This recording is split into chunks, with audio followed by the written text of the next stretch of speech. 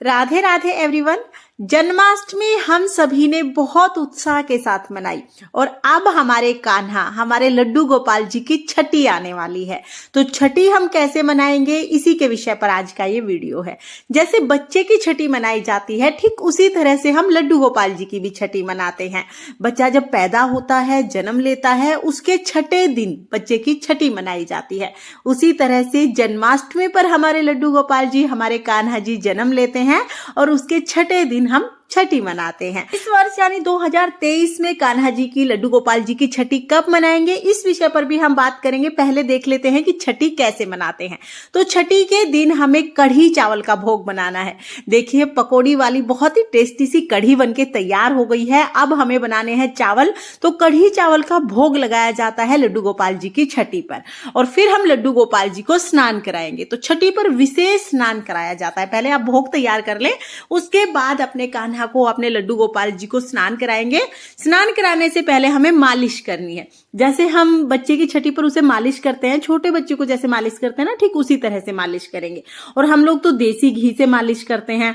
आप चाहे तो आप देसी घी से मालिश कर सकते हैं, या अगर आप कोई मसाज ऑयल लेना चाहते हैं तो मसाज ऑयल से भी आप मालिश कर सकते हैं। जैसे आप अपने बच्चों की मालिश करते हैं, ठीक उसी तरह से हम छोटे से नन्हे से लड्डू गोपाल जी की भी मालिश करेंगे। बहुत ही प्रेम से हम मालिश कर लेंगे। यहाँ पर मैंने वीडियो का स्पीड थोड़ा सा बढ़ा दिया है। तो देखिए, छोटे से नन्हे से लड्डू गोपाल जी की मालिश हो गई है और मालिश करने के बाद फिर हम लड्डू गोपाल जी को स्नान कराएंगे। छठी पर विशेष स्नान कराया जाता है। छठी के दिन लड्डू गोपाल जी को दूध से स्नान कराया जाता है। तो इतना दूध लेना है जितने में लड्डू गोपाल जी को डुबकी लगवा सके। गाय का दूध मिल जाता है, बहुत अच्छी बात है, नहीं तो जो भी दूध आपको मिल जाए आप वो ले सकते हैं। अब देखिए, लड्डू गोपाल जी को हमें पकड़ना कैसे है। अपने दोनों हाथों की दो दो उंगलियां उनके सिर के नीचे हमें जरूर रखनी है।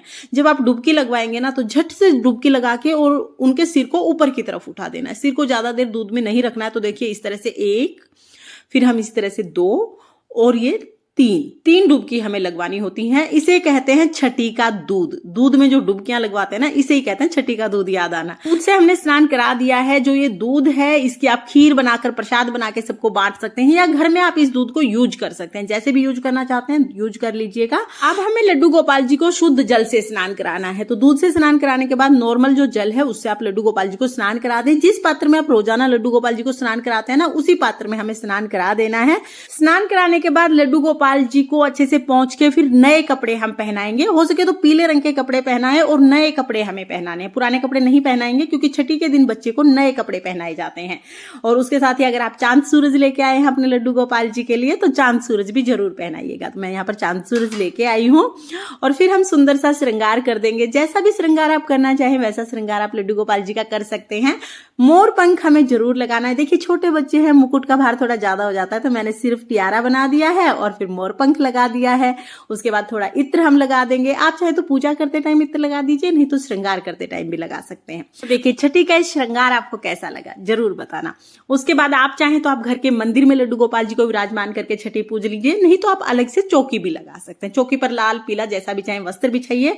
उसके बाद आप लड्डू गोपाल जी को विराजमान कर देंगे हम यहाँ पर। अब हम छठी पूजना शुरू करते हैं। तो सबसे पहले तो दिया जला लेंगे। देसी घी का दिया हमें जलाना है। उसके बाद लड्डू गोपाल जी को तिलक करेंगे। तो आप चंदन से और रोली से तिलक कर दीजिएगा, अक्षत समर्पित कर देंगे और फिर दिए को भी हमें तिलक करना है। अगर आपके पास फूल है तो आप फूल जरूर समर्पित करें। फूल नहीं है तो बगैर फूलों के भी छठी पूज सकते हैं। छठी के दिन बच्चों को नजरिए पहनाए जाते हैं।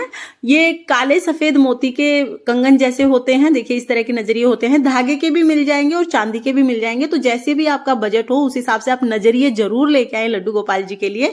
तो देखिए, ये जो नजरिए हैं ये चांदी के नजरिए हैं, जो मैं अपने लड्डू गोपाल जी के लिए लेके आई हूँ। पहले मैंने लड्डू गोपाल जी को सुंदर से नजरिए पहना दिए। उसके बाद उनको बांसुरी दे दी है और अब लगाएंगे छठी का काजल। आप चाहे तो डब्बी वाला या स्टिक वाला काजल ले सकते हैं, लेकिन हमारे यहाँ पर छठी के दिन घर पर काजल बना के बच्चे को लगाया जाता है। तो ऐसे एक चम्मच ले लेते हैं, दिए के ऊपर उस चम्मच को थोड़ी सी देर के लिए रखेंगे। चम्मच या चमचा आप ले सकते हैं।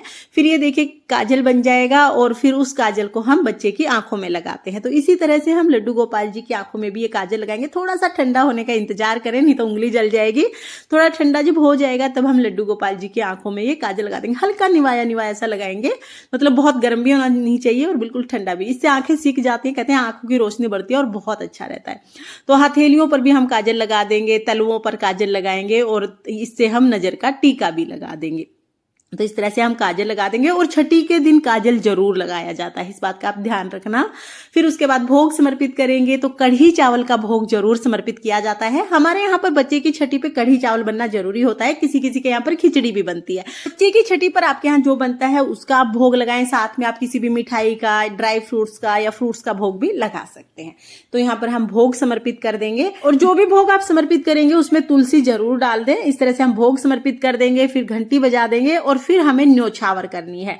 तो छठी के दिन न्योछावर भी जरूर की जाती है। आप अपनी श्रद्धा के अनुसार जितना हो उतने रुपए लेकर और 7 बार लड्डू गोपाल जी के ऊपर से इस तरह से वार दे, तो इस तरह से न्योछावर की जाती है अपने बच्चे के ऊपर से। तो हम लड्डू गोपाल जी की भी न्योछावर करेंगे और न्योछावर के बाद में जो जितने भी रुपए आपने न्योछावर किए ना, उससे लड्डू गोपाल जी के लिए ही आप कोई भी सामान लेके आ सकते हैं।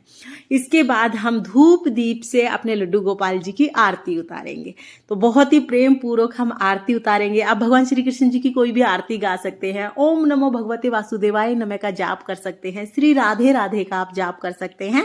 बहुत प्रेम पूर्वक आरती उतारने के बाद फिर हम हाथ जोड़कर पूजा में रही कमियों के लिए क्षमा याचना करेंगे और अपनी मनोकामनाओं को पूर्ण करने के लिए प्रार्थना करेंगे। इस तरह से छठी पूजन किया जाता है। छठी पूजन शाम के समय किया जाता है और छठी को एक उत्सव की तरह मनाया जाता है। इस दिन व्रत करना जरूरी नहीं होता है। इस तरह से बहुत ही सरल तरीके से हम अपने छोटे से नन्हे से लड्डू गोपाल जी की छठी मनाते हैं। और देखिए इस वर्ष यानी 2023 में छठी कब मनाई जाएगी, अब ये बात कर लेते हैं। तो जिन लोगों ने 6 सितंबर को जन्माष्टमी का व्रत किया है वो लोग 11 सितंबर को छठी मनाएंगे और जिन लोगों ने 7 सितंबर को व्रत किया है वो लोग 12 सितंबर को छठी मनाएंगे। यानी छठे दिन हमें छठी मनानी होती है। और मैंने 7 तारीख को व्रत किया था तो मैं 12 सितंबर को छठी मनाने वाली हूं। आप छठी कब मनाएंगे कमेंट करके जरूर बताना।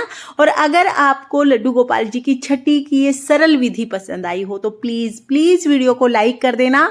और हम महिलाएं घर में तीज त्योहार कैसे करते हैं ये देखने के लिए मेरे चैनल को सब्सक्राइब कर लेना। लड्डू गोपाल जी की छठी आप सभी के लिए मंगलमय हो। राधे राधे।